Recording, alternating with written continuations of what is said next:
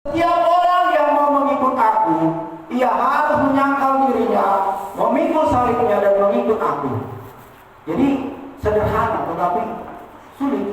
Kenapa? Karena kita kebanyakan hidup di dalam dunia, kedagingan dan juga hawa nafsu. Jadi ini membuat kita agak susah untuk mengikut Yesus. Jadi di sini Bapak Ibu ada 3 poin yang harus kita lakukan untuk kita bisa mengikut Yesus. Yang pertama di sini adalah menyangkal diri. Yang kedua memikul salib dan ikut aku. Ya, jadi di sini kita Bapak Ibu mungkin yang pertama itu menyangkal diri ini adalah sesuatu yang agak sulit. Apalagi kita orang Batak itu punya harga diri yang tinggi, apalagi laki-laki, karena kita adalah raja. Makanya kalau di kampung, setiap kampung itu pasti ada kuburan-kuburan, dan rata-rata nama kuburan itu kebanyakan raja. Contohnya kampung kami dibilang itu kampung Raja Salomo. Bukan berarti Raja Salomo yang di Israel itu di situ, tidak. Tetapi nama kampung itu karena kampung kami adalah Raja Salomo, Alkitabiah, tetapi orangnya tidak Alkitabiah. Itulah di kampungnya. Jadi semuanya raja. Jadi derajat, martabat itu semuanya tinggi, tidak boleh direndahkan. Itulah orang Batak. Gak tahu di suku yang lain.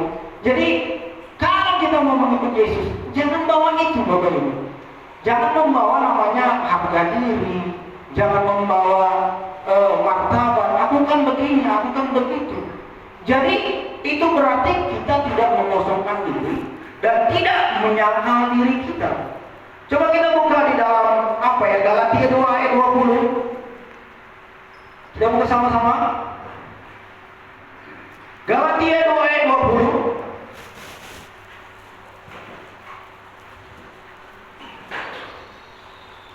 Ya firman Tuhan, namun aku hidup, tetapi bukan lagi aku sendiri yang hidup, melainkan Kristus yang hidup di dalam aku, dan hidupku yang kuhidupi sekarang di dalam daging adalah hidup oleh iman dalam Anak Allah yang telah mengasihi aku dan menyerahkan dirinya untuk aku.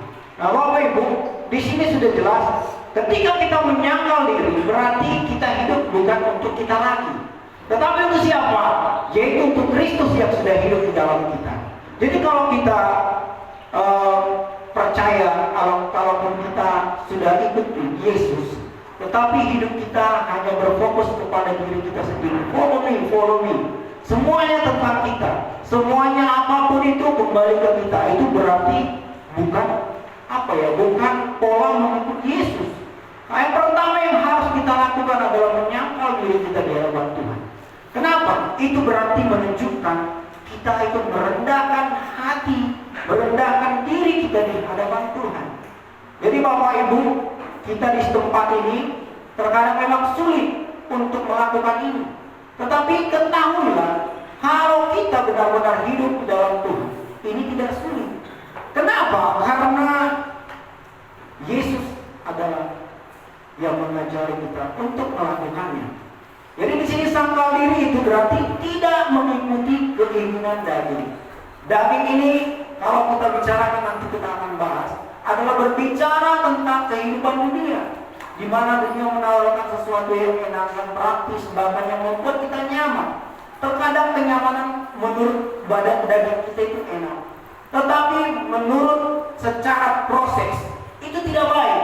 Kenapa? Karena membuat kita terbelah, membuat kita hidup nyaman dan tidak mau diganggu.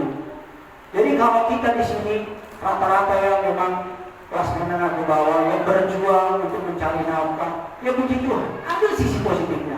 Berarti kita masih dipercaya Tuhan untuk melakukan pekerjaan dengan penuh tanggung jawab, dengan penuh harus mengisi waktu setiap saat, sehingga di dapur bisa hidup api, bisa masak, bisa ngebul. Kalau tidak, kita tidak akan makan. Jadi puji Tuhan, semua harus disyukuri. Itulah bentuk penyangkalan diri kita kepada Tuhan. Jadi yang kita kita akan baca selanjutnya. Nah, di sini ada poin mengapa kita harus menyangkal diri. Nah Bapak Ibu, salah satu alasan kenapa kita harus menyangkal diri yang pertama, agar kita tidak hidup mengikuti keinginan daging. Kita buka di dalam Galatia 5 ayat 19 sampai 21 ya Bapak Ibu. Coba dibuka. Dibaca satu orang. Ya kita harus hati Bapak Ibu ya, biar firman Tuhan ini tidak sia-sia. Apalagi kalau yang membaca pasti dia ingat. Galatia 5 ayat 19.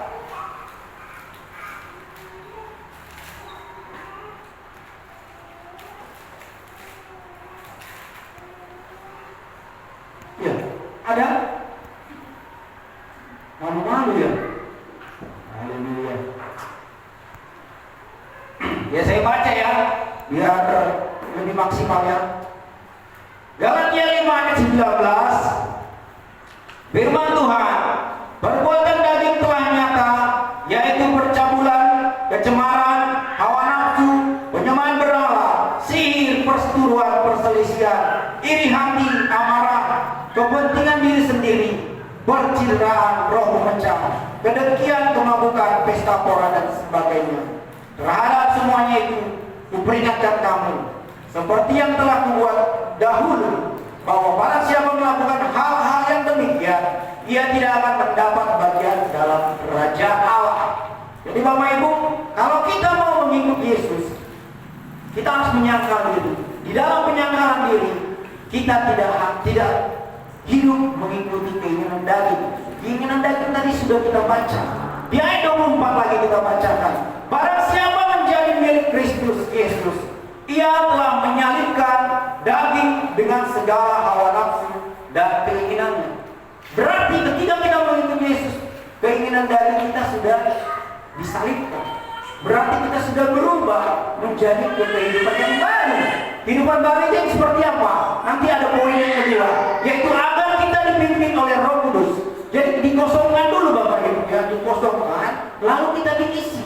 Kalau kita mau diisi tetapi masih ada kehidupan yang seperti ini, maka itu akan bertolak belakang dan bahkan itu akan menjadi batu sandungan bagi orang lain. Kenapa batu sandungan? Ketika kita percaya kepada Yesus, dilihat kehidupan kita, ternyata kehidupan kita apa ya? Aut-autan, hancur-hancuran. Lalu tidak menjadi kesaksian bagi banyak orang. Bapak Ibu, yang menjadi masalah gereja saat ini adalah bukan masalah manusia itu malas ke gereja. Tetapi kenapa? Karena masalah perasaan, masalah hati tidak cocok satu dengan yang lain. Sehingga apa? Sehingga itu menimbulkan sakit hati, akar pahit, ketidaksukaan, kebencian, iri, dengki. Itulah tadi perbuatan daging. Contohnya ada si Aser, datang si Gong-gong, malas aku datang ke gereja. Kenapa? Karena kulihat dia si Aser itu selalu tamborin. Banyak kali gayanya, itu contoh. Jadi ada hal-hal seperti itu yang membuat kita melangkahkan kaki pun susah. Apalagi kalau kita ada ibadah sisi ya, dalam sisi kita gak cocok dengan ada satu orang di situ, kita malas datang. Jadi dia datangnya tadi si Aru di situ, enggak, buat itu datang enak ya. Jadi hal-hal seperti ini yang membuat kita kadang susah untuk berkumpul karena tidak mengampuni. Bagaimana kita susah mengampuni padahal Yesus sudah menyerahkan nyawanya dan memberikan pengampunan bagi kita. Dia sudah menjadi manusia, tetapi kita yang manusia terkadang sok tinggi, sok lebih dari segala sesuatu, susah mengampuni. Kenapa? Karena tidak diisi oleh Yesus. Jadi kalau mau diisi oleh Yesus, maka yang pertama yang harus kita lakukan dulu, agar kita tidak hidup mengikuti keinginan daging, lalu kita diisi dengan keinginan roh. Kenapa? Kita tidak bisa diisi dengan kehidupan dipimpin oleh roh kalau daging masih kita lakukan. Nah kalau daging masih kita lakukan, berarti kehidupan kita itu suam-suam hukum, ataupun kehidupan kita campur aduk dan tidak dipimpin oleh roh dan tidak dipimpin oleh Yesus. Berarti hidup kita hanya menyenangkan manusia. Di gereja kita alim, tapi di luar kita suka-suka, mabuk-mabukan, pesta pora, mencuri, melakukan apa ya, korupsi. Jadi semua kita lakukan, tetapi di gereja menjadi malaikat, rupanya masuk ke dunia menjadi simbolis. Nah itu tak bisa. Kenapa? Suatu waktu pasti Tuhan akan singkapkan. Suatu waktu Tuhan pasti akan jatuhkan. Kenapa? Dia tidak mau altarnya dinodai dan dikotori. Jadi kalau kita mau bertobat artinya Tuhan, aku datang padamu, ampuni segala dosaku, aku tidak melakukan perbuatan daging lagi, aku tidak melakukan yang jahat lagi Tuhan. Masuklah ke dalam hatimu, lalu kita akan dipimpin oleh Roh. Kenapa? Karena dengan begitu kita akan berjalan bersama dengan Dia. Makanya ada harus ketika kita bertobat harus ada namanya pengakuan. Pengakuan yang bagaimana? Berdoa, pasti ada yang mendoakan ataupun mengambil komitmen bersama-sama di dalam doa. Ayo kita doa sama-sama. Tuhan, pada saat ini aku mau berubah dan aku mau kembali kepada Tuhan. Dan ajariku untuk tidak melakukan perbuatanku yang lama. Masuklah Tuhan ke dalam hatiku agar hidupku diperbarui oleh Tuhan. Jadi kalau kita mau menyangkal diri, berarti kita tidak melakukan yang pertama ini lagi. Berarti kita melepaskan kedagingan. Susah, ya memang susah. Setiap hari kita harus bertobat. Setiap hari ketika kita jatuh kita harus bangun. Hamba Tuhan pendeta pasti melakukan ini juga Bapak Ibu. Jangan ketika kita berdosa kita tak mau bangkit. 7 kali kita jatuh, 7 kali juga kita akan bangkit. Itu kata Daud. Daud juga melakukan dosa, tetapi dia mau bangkit, bahkan sampai tiur dia meminta ampun kepada Tuhan karena dia melakukan dosa pernikahan dengan si Bathsheba. Tetapi apa? Di sini kita mau mengajarkan Bapak Ibu agar kita menyangkal diri kita, agar kita menundukkan hati kita untuk datang kepada Tuhan, melepaskan setiap kedagingan, melepaskan setiap dosa kita untuk fokus kepada Tuhan. Dan ketika kita percaya kepada Tuhan, kita akan dibimbing oleh Roh Kudus, yaitu yang ada di Galatia 5 ayat 16. Coba kita baca ya.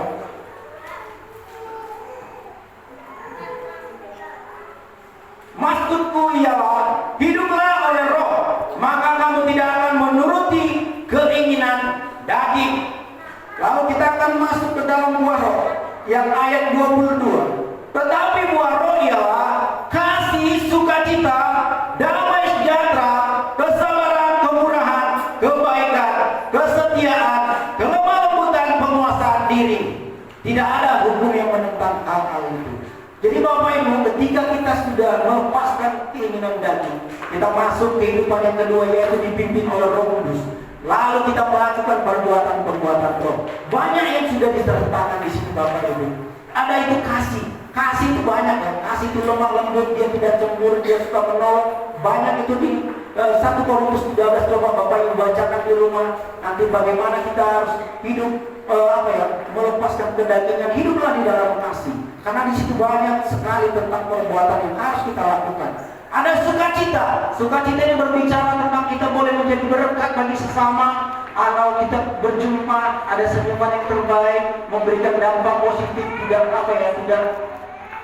marah-marah, tidak menjadi batu sandungan bagi orang. Jadi tunjukkan sukacita itu.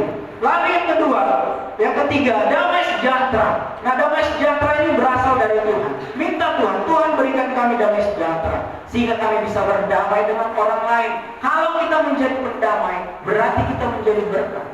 Jangan berarti kalau kita datang, apalagi di sebuah pertemuan ya, di perkumpulan keluarga, kita kalau masuk ke dalam kumpulan keluarga, jangan kita menjadi tukang ribut. Narobe, anak tasya, unang pula, kita parpuno, alana, ahadi, betul tidak nih, belum berbeda-beda keriunan. Jadi, Bapak Ibu yang orang kita itu artinya itu dalam bahasa Batak artinya tidak usah kita kawanin si A itu. Dia kerjanya mencerita-ceritain orang, mengusik itu, jangan dekat-dekat. Nah, jangan seperti itu Bapak Ibu. Apalagi di lingkungan kita ini. Kalau kita lihat di sekitar kita sini, kita lah yang paling tinggi. Nah, kalau yang paling tinggi berarti semua yang di bawah kita melihat kita. Jadi kalau orang di atas gunung, dia bisa dilihat. Dia tidak bisa dilihat, dia bisa dilihat, tetapi dia melihat banyak hal. Berarti Bapak Ibu, kalau kita sudah di atas, kita melebihi daripada mereka. Kita adalah orang yang berbeda daripada mereka. Nah, yang pertama yang harus kita lakukan agar kita bisa seperti itu adalah menyangkal diri. Menyangkal diri ketika ada suami dan istri, mungkin istri terlalu kotor. Kemarin gajinya sesuatu. Kemarin mau mengeluarkan sesuatu. Jadi terkadang istri terlalu banyak menuntut, lalu suami tidak bisa menyesuaikan dengan kebutuhan istri. Terjadilah pertikaian, terjadilah pertengkaran yang membuat tidak ada tidak ada damai di dalam rumah tangga. Jadi buah-buah roh yang tadi Bapak Ibu kerjakanlah. Banyak hal yang sudah tertulis di sini. Itulah ikuti sesuai dengan firman Tuhan yang kita baca di hari ini. Jadi bentuk penyangkalan diri yang harus kita lakukan adalah ada di dalam buah. Amin Bapak Ibu. Amin. Masih di sini pikirannya? Amin. Amin ya. Mungkin karena cuaca redup, tadi panas sekarang redup, jadi pengen ngantuk. Iya. Enggak ya, fokus semua ya. Haleluya. Ya, atasnya Bapak Gembala harus berjuang membangun atmosfer pembaruannya. Memang banyak seperti sesuatu yang buat kita itu agak down. Jadi kalaupun mendengarkan firman Tuhan, kita harus antusias dan mengikuti alur khotbah. Kenapa? Karena dengan begitu kita bisa diisi. Kalau kita mau diisi, kita harus melenturkan badannya. Lentur kita dulu. Lentur, lalu itu akan masuk. Kalau kita keras, contohnya saya bilang tadi sih, banyak Anda cerita Pak Bidi. Kalau kata nanti, orang ini. Jadi kalau begitu Bapak ketahuilah, firman Tuhan itu tidak akan hidup. Kenapa? Karena memang itu secara psikologi. Kalau kita mau ditutup firman Tuhan, yang pertama memang susah ini adalah menyangkal diri. Mungkin Bapak Ibu di tempat ini ada yang seperti ini sekarang saat ini. Kenapa? Karena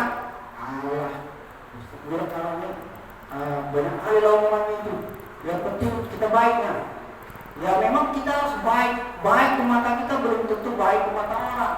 Jadi baik itu relatif, tetapi benar itu yang pasti. Jadi kalau memang kita mau baik, ya baik menurut siapa? Jadi disinilah landscape dari kebenaran.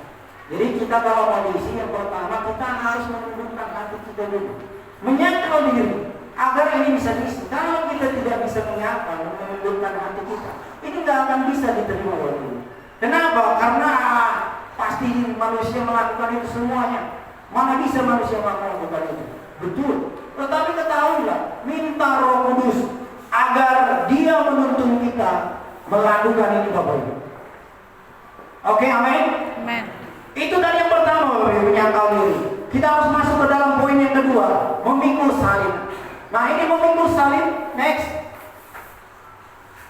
Nah, memikul salib ini bukan berbicara tentang kita pikul salib sampai ke jalan-jalan, orang Kristen yang dipikul salib, atau kita pakai emas, ini ada salib, dipikulnya salib ya, berat juga salib dia ya, berapa gram itu salibnya itu. Jadi bukan seperti itu Bapak Ibu pikul salib. Atau kita pikul salib, ada yang bawa salib, ada hantunya cap, ini salib. Jadi itu film Bapak Ibu, itu filmnya. Jadi yang benar adalah salib itu adalah melambangkan pengorbanan Yesus. Bahwasanya Dia mati untuk kita. Berarti kita harus mengaktualisasi kehidupan kita untuk salib, untuk Yesus, sehingga Yesus menjadi contoh bagi kita dan kita mencontohkan Dia di dalam kehidupan kita. Itulah arti dari salib. Jadi Bapak Ibu, memikul salib itu adalah berbicara tentang mencapai puncak iman kita dan melakukan seperti yang Yesus lakukan, mendapat Via Dolorosa, yaitu Bukit Golgota. Dia menderita Bapak Ibu untuk memikul salib.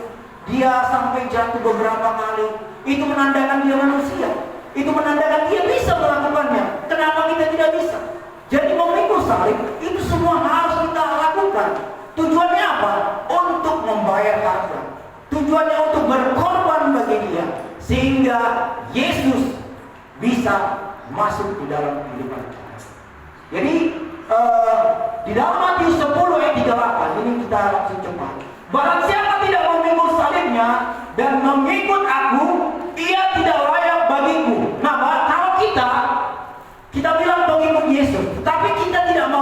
salibnya. Memikul salib yang bagaimana ini Om? Bagaimana itu maksudnya memikul salib? Jadi memikul salib ini adalah berbicara tentang pengorbanan kita kepada Tuhan. Tentang bagaimana kita harus membayar harga kepada Tuhan. Jadi memikul salib itu adalah sesuatu yang harus kita lakukan dan mencontohkan Tuhan sebagai teladan kita, sehingga kehidupan kita layak disebut Kristen ataupun pengikut Kristus. Jadi ini semua harus kita lakukan sehingga Yesus nyata di dalam kehidupan kita dan kita menjadi terang dan garam di tengah-tengah keluarga, di tengah-tengah lingkungan kita, di tengah-tengah pekerjaan kita, di tengah-tengah organisasi kita. Nah, kalau kita terpandang, pasti kita menjadi orang yang disegani Bapak Ibu. Kita melihat Bapak Gembala kita disegani di Batam, apalagi dia adalah sekunder dan juga dia adalah tokoh gereja di Batam. Jadi penghormatan itu pasti akan diberikan kalau kita benar-benar tunduk kepada Tuhan. Tunduk kepada Tuhan bukan berarti kita tunduk dan hormat dan di bawah manusia, tidak.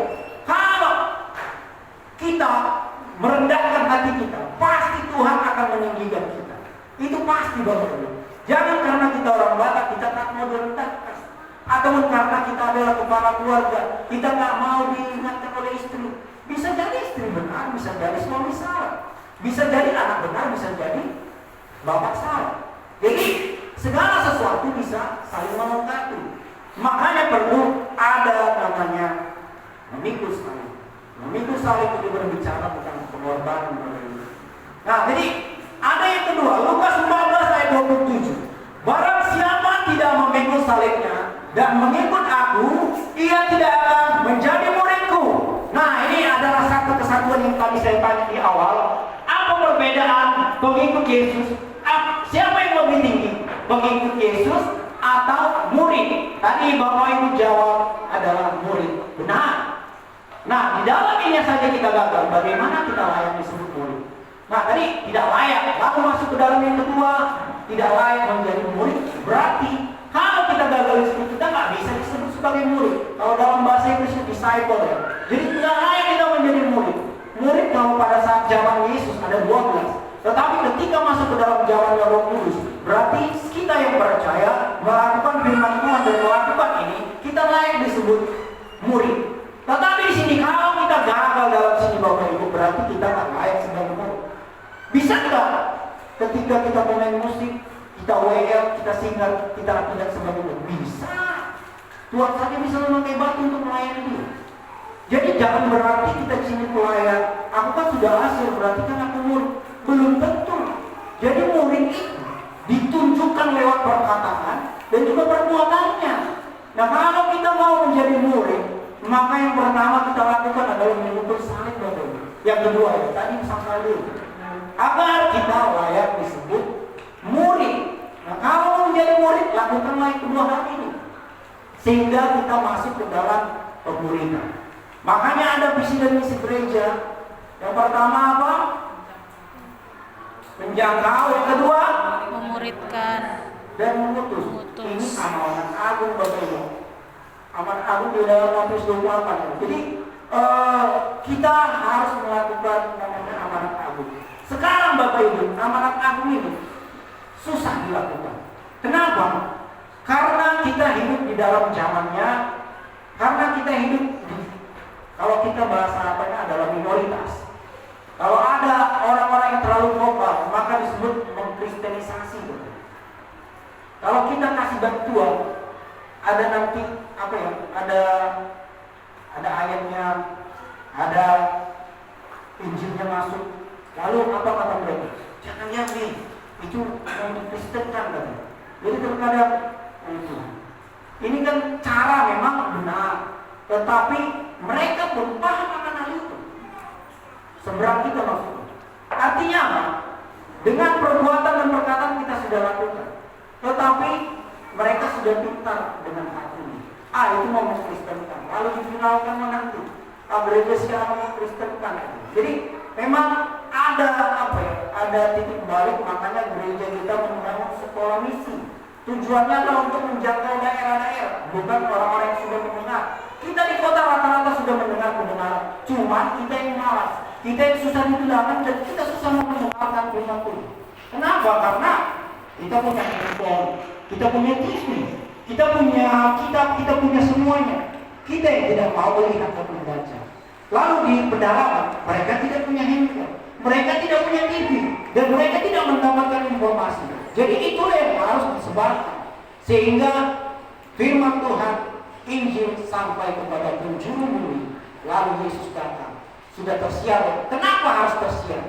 Agar tidak ada alasan, aku belum pernah mendengar Tuhan.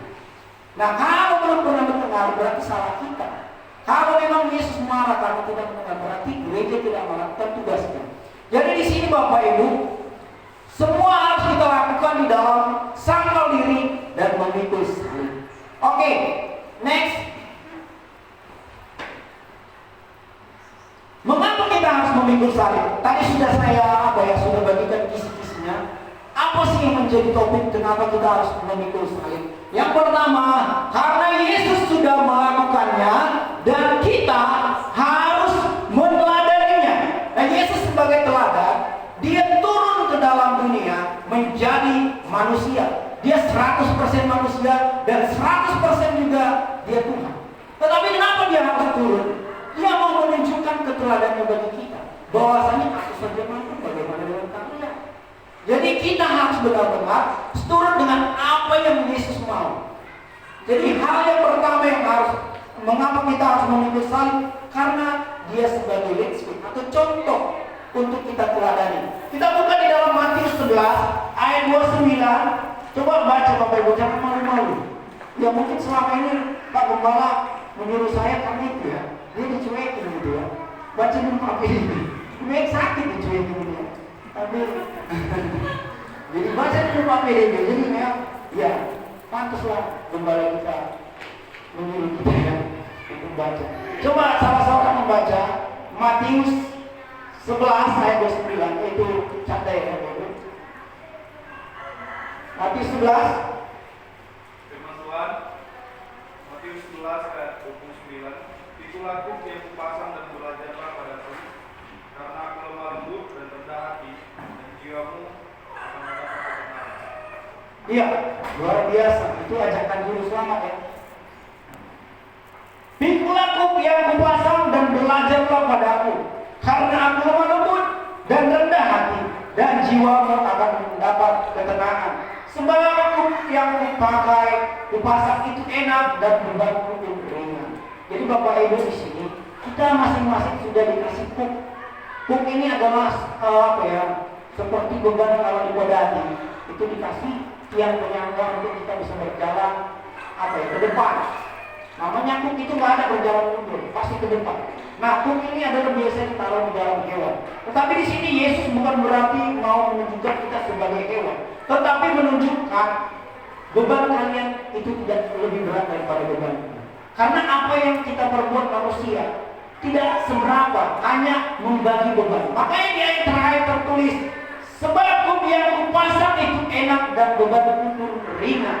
Berarti Yesus mau berbagi untuk kita, sehingga kita masing-masing memikul salib kita. Dan ayat 29, pikulah kuk yang kupasang dan belajarlah kepadaku. Nah ini berarti Yesus sudah melakukannya, sehingga kita harus dituntut bisa belajar dari dia. Dia manusia yang lemah Bapak Ibu, dia manusia bisa terjatuh di via dolorosa. Berarti itu menunjukkan dia adalah manusia 100%. Jadi berarti dia bisa melakukannya. Bagaimana dengan kita? Maukah kita melakukan seperti yang dia lakukan? Jadi itu yang menjadi teladan bagi kita. Jadi ketika dia melakukan bahwasanya belajarlah kepadaku, karena aku lemah lembut dan rendah hati, dan jiwamu akan mendapat ketenangan. Nah, ketika kita belajar kelemah lembutan dan kerendahan hati dari Yesus, maka kita akan dipenuhi oleh Roh Kudus. Kenapa? Karena hati kita itu mau diisi. Mana ada orang yang lemah lembut melawan. Kalau orang lemah lembut dia suka melawan, itu bukan lemah lembut. Lemah lembut dalam melawan mungkin, tapi bukan berarti karakter lemah lembut. Jadi kita harus belajar dari Yesus untuk lemah lembut dan rendah hati. Amin Bapak Ibu. Amin. Masih fokus? Masih ya? Haleluya. Baru kita masuk yang kedua, yaitu berkorban. Nah, jadi salib ini berbicara, memikul salib adalah berbicara tentang pengorbanan. Yesus sudah berkorban untuk kita, yaitu menebus dosa kita lewat Via Dolorosa. Memikul salib sampai ke atas bukit Golgota, berat. Makanya dia pikul sampai beberapa kali jatuh. Lalu dia serahkan nyawanya. Eloi, Eloi, lama sabachthani. Artinya Allahku, mengapa kau meninggalkanku? Itu adalah bahasa di mana Yesus merasa sangat sakit. Jadi dia sudah memikul salibnya dan diakhiri dengan kata sudah selesai. Itulah korban Yesus kepada kita. Nah, jadi di sini kita diajak untuk serupa dengan Dia. Coba kita buka di dalam 1 Yohanes 3 ayat 16. Ini adalah ayat yang sangat unik Bapak Ibu. Kenapa unik? Karena dia urutan dari Yohanes 3:16. Karena begitu besar kasih Allah akan dunia ini, sehingga Ia mengaruniakan anaknya yang tunggal, supaya setiap orang yang percaya kepadanya tidak binasa, melainkan beroleh hidup yang kekal. Dia sudah menyerahkan anaknya.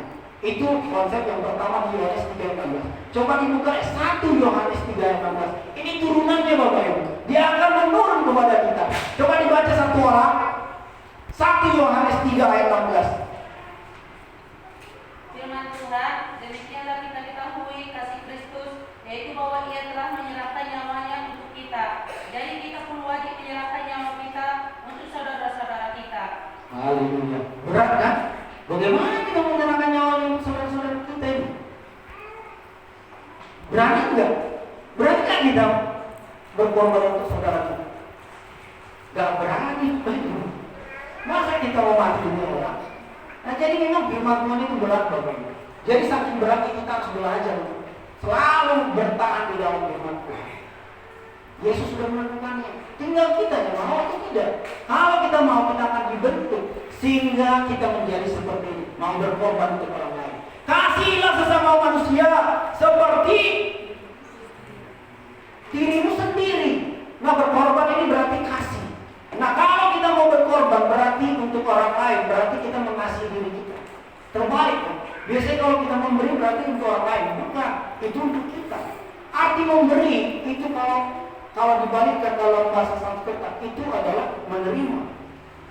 Nah, jadi mengasihi itu berarti akan berbalik ke kita. Jadi kita akan sulit untuk mengasihi, sulit untuk memberi. Apalagi untuk memberi untuk pembangunan atau memberi untuk orang yang kurang mampu. Terkadang memang untuk makan mie kan kurang. Padahal doa kami, berilah kami pada hari ini makanan kami yang secukupnya, bukan besok atau lusa atau sebulan. Karena kalau kita percaya akan firman, aku kasih. Mungkin itu rencana Tuhan untuk menghadapkan dengan kita kasih. Lalu Tuhan besok aku tidak makan, seperti jangan disampah. Hanya ini untuk makanan kami. Tetapi karena kau yang bilang, aku akan memberi, tapi besok kami akan mati gitu. Tapi apa? Minyak diguli-guli dan tepung di dalam cawan itu tidak habis. Karena apa? Karena dia memberi semuanya kepada hamba Tuhan. Jadi Bapak Ibu Saudara-saudara berkorban untuk saudara-saudara kita, bukan berbicara tentang memberikan nyawa kita kepada mereka. Gak ada guna itu. Mati pun kita di hadapan dia gak ada guna. Tetapi berkorban adalah memberikan apa yang dibutuhkannya, apa yang menjadi masalahnya, apa yang menjadi pergumulannya, kita bagi. Nah, begini Pak, begini. Ada masalah kami seperti ini. Lalu kita sharing, ada solusi. Nah, itu adalah wujud dari kasih. Nah, kalau kita berbicara tentang seperti yang Yesus lakukan berkorban, itu enggak ada jawaban. Tetapi kita berbagi seperti kita mengasihi diri kita sendiri. Nah, poin yang terakhir Bapak Ibu yang perlu saya ingatkan, kita di sini adalah berbicara tentang mengikut Yesus masih enak. Walaupun kita di sini minoritas, walaupun kita di sini tidak banyak, minoritas dalam hal apa ya? Hal kelompok. Tetapi kalau dihitung jumlahnya sangat banyak sebenarnya. Kita di sini minoritas, tetapi tidak merusak, tidak membuat kita sulit beribadah. Kita gampang beribadah, buat ibadah sisi gampang, buat ibadah penginjilan gampang. Itu berarti tidak ada tantangan. nyaman. Makanya kebanyakan gereja kembali ke dalam, bukan kembali keluar. Jadi di sini kita Bapak Ibu melihat situasi kondisi dari saudara-saudara di tempat ini, ada yang berkekurangan kita gaji. Makanya di dalam apa ya, kita ada program namanya tim pelayan kasih. Nah, jadi ada yang berkekurangan kita bagi, ada berkat dari orang kita bagi. Itu menunjukkan kita harus settle dulu di dalam. Kalau kita mau keluar, di dalam dulu perbaiki. Bagaimana kita mau keluar sementara di dalam kita hancur-hancur? Tidak ada saling mengasihi, saling mengumpat, saling membenci, ada iri hati, ada dengki, ada dendam. Gak bisa. Kalau kita mau pelayanan keluar, perbaiki dulu di dalam. Lalu di dalam kita satu hati, kita satu visi, lalu kita bergerak keluar. Kaum pria satu hati, kaum ibu bersatu hati, kita satukan semua, lalu kita berlayani keluar, menjadi berkat bagi orang lain, menjadi berkat bagi bangsa-bangsa. Bisa kalau kita mau. Intinya kalau kita mau. Ini semua Bapak Ibu, ini semua kembali ke kita. Kalau kita mau mengikuti Yesus, mau tidak? Kalau mau, siaplah untuk diperlengkapi seperti yang saya bagikan tadi. Nah, kita di sini bersyukur di negara Indonesia NKRI. Kita memiliki memeluk agama kepercayaan masing-masing dijamin oleh negara. Tidak ada tantangan, walaupun terkadang jam 10. Ya puji Tuhan, hari ini mereka tidak ada bergaul. Mungkin karena kita yang coba ya. Haleluya. Ya, dari minggu-minggu yang lewat mereka bersuara, tetapi hari ini Tuhan jawab tidak ada suara kita dengarkan. Sehingga kita fokus. Ternyata saya lihat bukan fokus, makin tegang Bapak Ibu. Saya melihat dari dulu tegang semua. Enggak apa ya, rileks. Bagaimana kita mau diisi kalau kita tegang? Jadi kalau kita mau dipukul, kalau tegang, maka salah satu pasti akan ada patah. Kenapa patah? Karena dua-duanya tegang. Coba satu dengkul, pasti nggak ada yang patah. Artinya di situ mengajari bahwa satu dengan yang lain saling melengkapi. Bapak Ibu kalau mendengarkan firman Tuhan, relax, jangan kaku, jangan tegang, dibaca. Gunakan handphone untuk observasi ayat. Jangan baca chat. Jadi belajarlah untuk dewasa. Dewasa ini tahu mana yang baik, mana yang benar.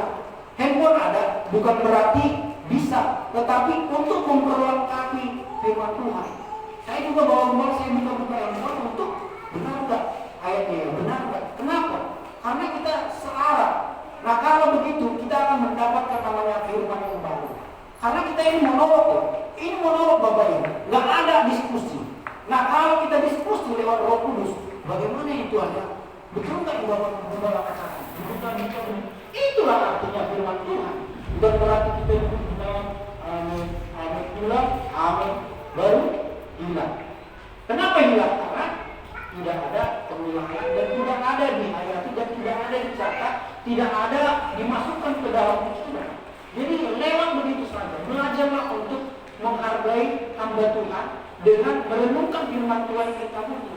Jangan ketika dia sudah berkeluar-keluar, tetapi tidak ada dicatat, tidak ada diingat, lewat begitu saja. Jadi sia-sia barang. Tetapi di dalam Tuhan tidak ada sia-sia. Semua Tuhan perhitungkan kalau kita memberikan. Amin. Haleluya. Jadi Bapak Ibu, saya membagikan tentang kesaksian. Coba next. Kesaksian tentang lagu ini. Lagu ini berbicara tentang bentuk Yesus. Ini adalah lagu yang diciptakan dari dari orang yang percaya Yesus baru pertama kali itu di India tahun 1800-an. Jadi di sini dia menghadapi orang-orang Hindu, kepala suku.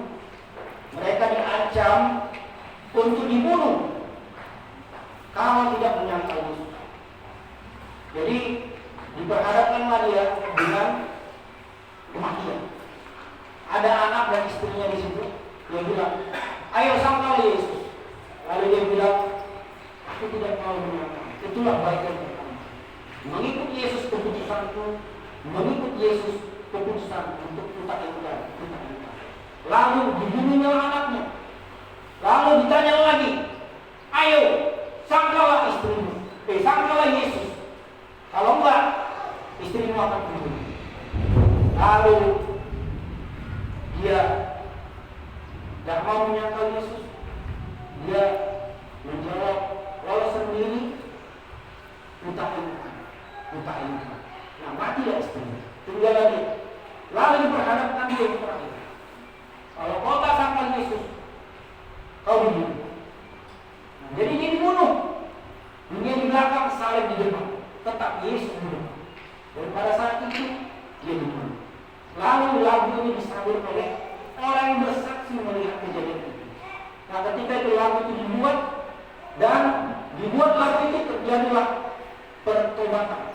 Yaitu kepala suku tadi percaya kepada Yesus karena darah Yesus. Lalu dia percaya kepada Yesus dan membawa seluruh kepala suku yang lain serta masyarakat di sana untuk percaya kepada Yesus. Maka ada lagu itu. Saya undang pemusik, ayo kita nyanyikan lagu ini. Ini adalah komitmen kita berdua. Mari kita ambil komitmen untuk tetap setia mengikuti Yesus. Ini adalah dasar percaya kita untuk kita disebut sebagai Kristen. Jadi Bapak Ibu, kita ya Kristen bukan hanya Kristen KTP, tetapi kita Kristen yang percaya bahwasanya Yesus adalah jalan keselamatan kita. Haleluya. Ini mari kita nyanyikan mengikut Yesus keputusan ini. Mengikut Yesus keputusan ini. Utai iman. Saya